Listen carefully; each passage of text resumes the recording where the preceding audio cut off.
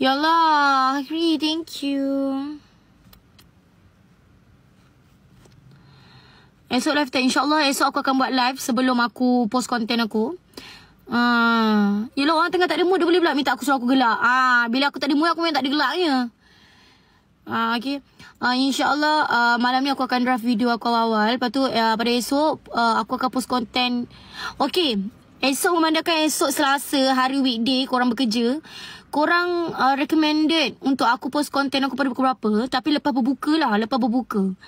Korang free time, ramai free pukul berapa untuk aku post? Okay. Korang nak aku post pada pukul berapa? Agak-agak korang lah. Okay.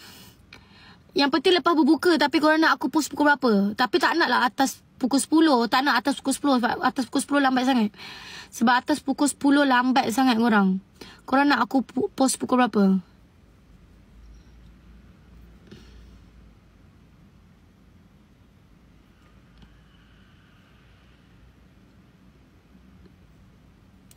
Kak, Angle, thank you.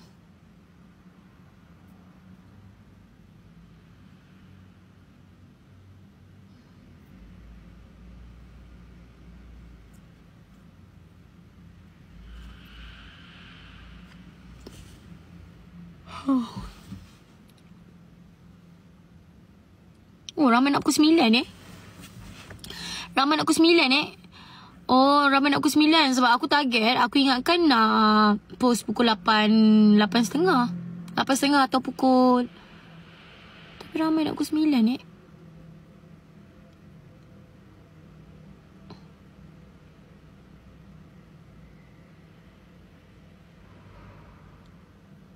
Kalau berbuka pukul 2 petang macam mana? Itu masalah kau dengan Allah. Okey lah, pukul 9, pukul 9. Okey. Aku set masa pukul 9, okey? Okey, pukul 9, okey. Okey, pukul 9 So, pada pukul 8 tepat lah. Mungkin pukul 8 tepat aku akan buat live. Aku post konten aku pada pukul 9. Pukul 8 tepat aku akan buat live sampai pukul 8.30. 8.30 aku end live untuk aku nak prepare untuk aku post pukul 9.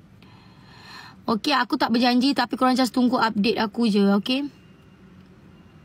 Okey, aku tak berjanji tapi korang just tunggu aku punya update thumbnail esok. Okey korang?